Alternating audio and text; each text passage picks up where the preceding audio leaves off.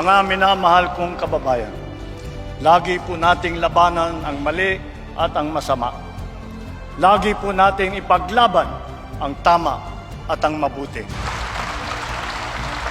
Lagi po nating mahalin ang Pilipinas.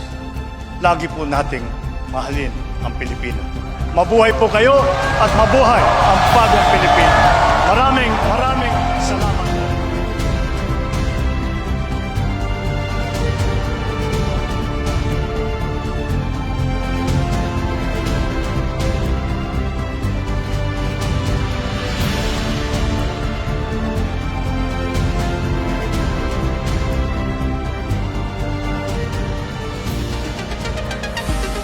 Sama-sama tayong magtulungan upang matiyak na ang mithiin ni Apolinario Mabini na pagpapatuloy na sa bagong Pilipinas, kung saan ang mga mamamayan ay may pagkakataong maging produktibong kasapi ng isang mas makatao at nagkakaisang lipunan.